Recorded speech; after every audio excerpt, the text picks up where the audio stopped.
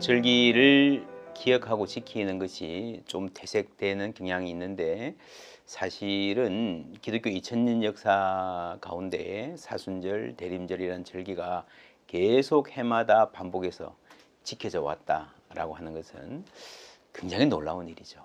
우리가 다 반복을 싫어하는데 근데 정말 소중한 것은 반복할 때 이게 마음에 새겨지고 몸에 새겨지는 것 같아요. 그래서 기독교 신앙은 정말 소중한 진리들을 계속 반복하면서 그 신앙이 역사적으로 형성되어 왔는데 또 반복하는 나도 조금 바뀌고 사회 환경도 또 조금씩 바뀌기 때문에 늘 반복하지만 그 십자가라는 사순절의 중심의 의미가 또 시대마다 다르게 또 내가 성장함에 따라서 혹은 내가 어떤 도전을 받고 고민하고 하는 것에 따라서 또 바뀌어 나오면서 우리의 신앙이 이 변화하는 세상 속에서도 중심을 잡아가게 하는 그러면서 우리의 몸이 그리스도를 기억하게 하는 그런 의미가 있다라는 생각이 듭니다.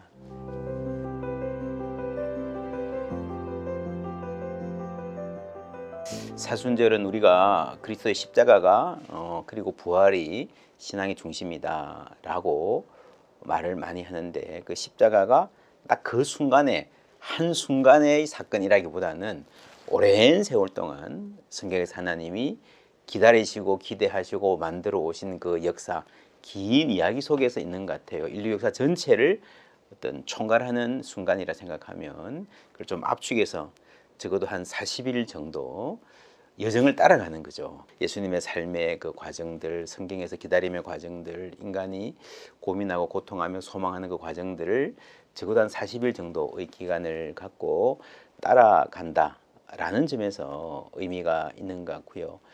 또 이제 뭔가 새로운 것을 해보고 내 몸에 새겨보려면 40일 정도 하면 습관이 되는 것 같아요.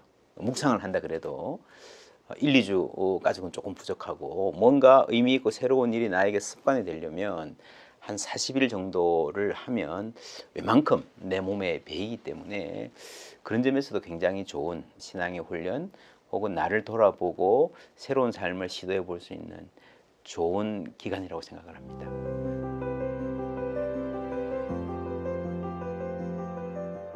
평소에 묵상하고 기도하고 하지만 사순절에는 제가 또 목회하다 보니까 교우들과 함께 좀 더 깊이 묵상하고 어떤 주제를 가지고 집중적으로 묵상하기를 원하고요. 사순절을 쭉 이렇게 돌이켜 보면 인생의 많은 순간들이 개인적으로 또 우리가 역사 속에서 겪었던 많은 일들이 함께 지나가는 것 같아요. 지금 가장 기억나는 사순절은 2014년이죠. 세월호 때 사순절 막바지 때 부활절을 앞두고 아주 가슴 아픈 일이 일어났고 그것 때문에 부활절에는 막 그때 구조하고 이럴 때 그 골든 타임이 지나냐 마냐 할 때가 아마 부활절이었던 것 같아요. 부활절에는 좀 왔으면 좋겠다 이랬던 그 가슴 졸이던 그 사순절 그러면서 이렇게 많은 국민들이 함께 아파했던 그 사순절이 저는 그때 미국에 있었는데 미국에 있으면 한국에 있는 이 소식들이요 멀게 느껴지는데 그때는 이상하게 정말 가깝게 내 눈앞에서 일어나는 것 같은 일로 느껴지는 그것이 함께 아파하라 하는 그 사순절 십자가의 의미가 아니었나. 우리 참 아픈 세상을 다 살아가고 있구나 하는 생각을 했던 그 사순절이 가장 기억에 남습니다.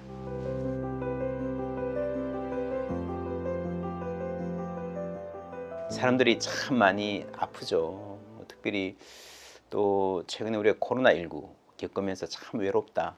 외로운 거 돌봐줄 사람이 없는 것은 굉장히 치명적이구나 하는 것을 많이 알게 되었고 또 동시에 우리 모두가 누군가에게 뭐 전화 한 통만 일주일에 한 번씩 해줄 수 있어도 굉장한 도움이 되고 삶의 활력이 되어질 수 있는 돌볼 수 있는 어떤 가능성, 잠재력을 가진 사람이라 하는 생각을 하게 되었습니다. 그래서 오늘날 교회가 우선적으로 해야 될 일들에 대해서 여러 가지 의견이 많습니다만은 지금은 교회가 가장 마음을 쏟아서 해야 될 일들이 돌봄이 아닌가. 이 시대가 가장 원하는 것이고 교회가 잘할 수 있는 일이라 생각합니다. 돌봄의 여정이라고 한 것은 사순절이라는 기간도 그렇지만 우리를 찾아오시는 하나님, 우리를 돌봐주시는 하나님의 그 긴 여정을 한번 생각해보고, 또 우리가 자기중심적이고 그런 사람인데,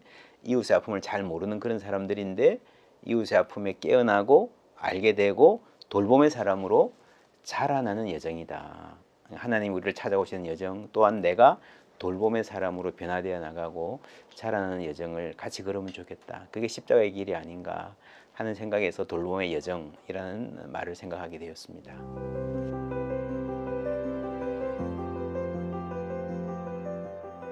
신앙적으로 돌봄을 본다라고 하는 것은 성경에 의하면 인간이 어떤 존재인가, 인간이 굉장히 연약하고 깨어지기 쉬운 존재구나라고 하는 것을 누구보다도 다 이렇게 깊이 경험하고 알 수 있는 것이 바로 성경의 신앙인 것 같아요. 우리 모두가 탄식하는 이 피조 세계, 그리고 아파하는 인간, 그러면서 인간의 나약함을 누구보다도 잘 알고 인정할 수 있는 사람들이 기독교 신앙을 가진 사람이고, 그래서 모든 사람들이 다 돌봄을 필요로 한다라고 하는 고백, 동시에 우리 모두가 하나님의 형상으로 지음받은 사람이기 때문에 누군가에게 도움이 될 수 있고 위로가 될 수 있고 돌봐줄 수 있는 사람이기도 하다라고 하는 그 가능성을 우리가 믿음 안에서 가장 잘 발견할 수 있을 것 같아요. 그런 점에서 돌봄은 누구나 할 수 있는 거지만 그리스도인들이 가장 잘 할 수 있는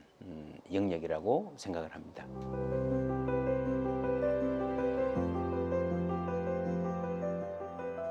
예수님도 하나님의 아들이시지만 십자가를 앞두고 겟세마네 기도하러 가시면서 내 마음이 고통하여 죽게 되었으니 나를 위해 좀 깨어 있어 달라라고 아주 연약한 모습으로 돌봄을 요청하셨거든요.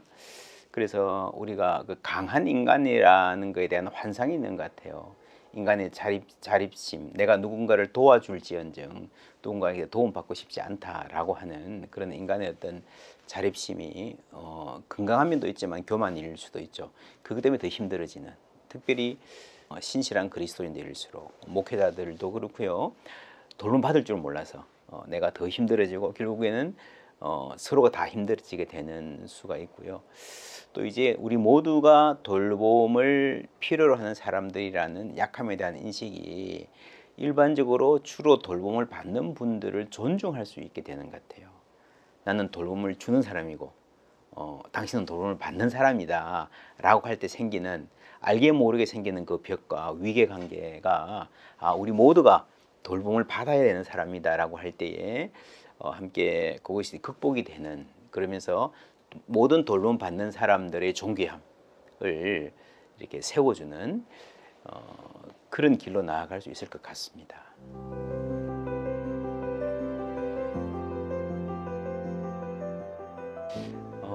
우리가 사실 누구나 다, 웬만한 사람들은 다 이웃을 도와야 된다, 친절해야 된다, 돌봐야 된다는 사실은 다 알고 있는 것 같아요. 머리로는 잘 다 동의하는 것 같아요. 그런데 이 순간이 돌봄을 필요로 하는 순간이구나, 이 순간이 누구에게 위로하거나 말을 걸어주거나 다가가야 될 순간이구나 하는 것을 둔감해서 잘 놓치는 가족들 가운데서도요. 가족이, 자녀가 혹은 배우자가 그렇게 고통해도 어떤 일이 생기고 나면 그럴 줄 몰랐다 라고 하잖아요. 그죠? 그래서 우리에게 가장 중요한 것은 그런 민감성을 개발하는 것 같습니다. 그 돌봄의 센시티비티, 언제 사람들이 아프고 언제 힘들어하는가 하는 그 민감성이 깨어나는 게 굉장히 중요하고요. 그리고 내가 돌보는 사람으로서 돌봄 받는 이들에 대한 존중, 약한 사람이기 때문에 우리가 존중이 느슨해지기 쉽고, 또 이제 많은 경우에 실제로 돌보는 분들도 굉장히 많은 그 체력의 한계와 그 정서적 한계를 굉장히 많이 경험하지 않습니까? 그런 점에서 이제 돌봄 받는 사람들의 존중, 상호 존중이라는 자세를 가질 수 있다면 참 좋겠다, 그런 생각이 듭니다.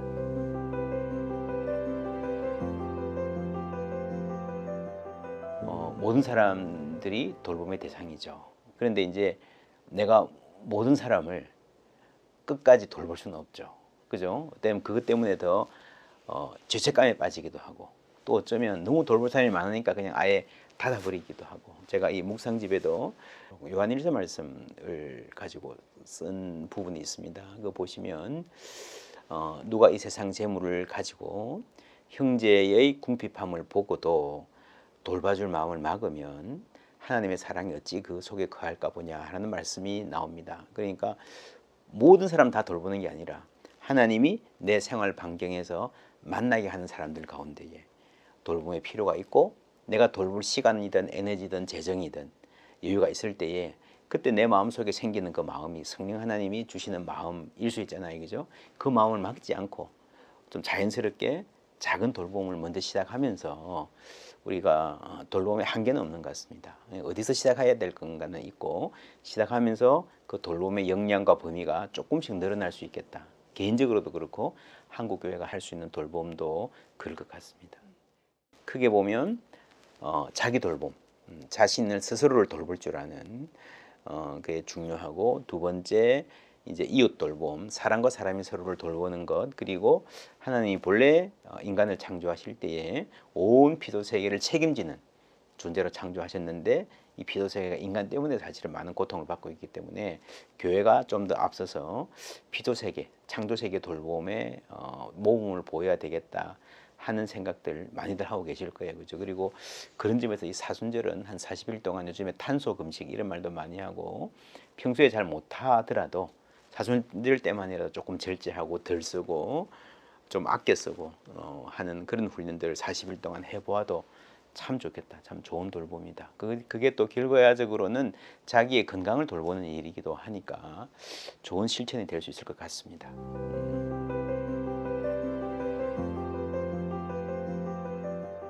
슬픔의 현실이라는 거죠.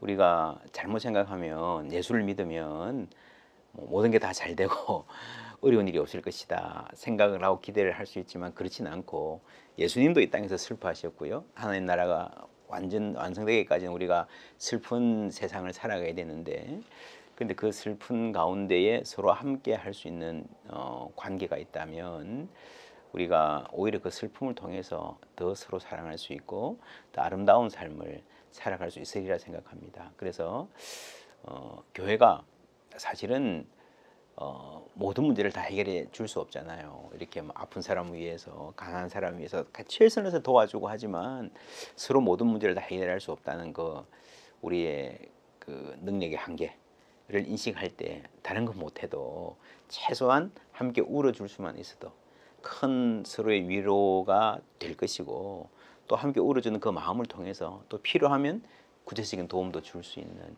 그런 교회를 세워가는 게 참 좋겠다. 우리가 그런 교회를 함께 세워가면서 그 교회 안에 이웃들을 초청하고 그 마음으로 세상 사람들을 품고 하는 교회가 된다면 예수님 보시기에 참 아름다운 교회가 아닐까, 그런 소망을 가집니다. 예, 다시 사순절입니다. 예수님이 우리를 위해서 세상에 오셨고요, 십자가 지셨는데 그 예수님의 사랑을 우리가 마음의 중심에 담아서 살 수 있으면 좋겠다. 그런 소원이 있다면 사순절이 참 좋은 기회입니다. 특별히 사순절 묵상집은 대한기독교서회 또 기독교 방송국 YMCA, YWCA가 오랜 시간 함께 동역해온 참 귀한 연합의 열매이기도 하고, 또 돌봄이라고 하는 것이 시의적절한 주제이기도 한 것 같은데, 함께 묵상하시면서 할 수 있으면 주에 함께 나누시면서 예수님의 마음 함께 느껴보는, 그러면서 묵상 통해서 하나님의 마음을 알아가는 그런 시간들 되었으면 좋겠습니다.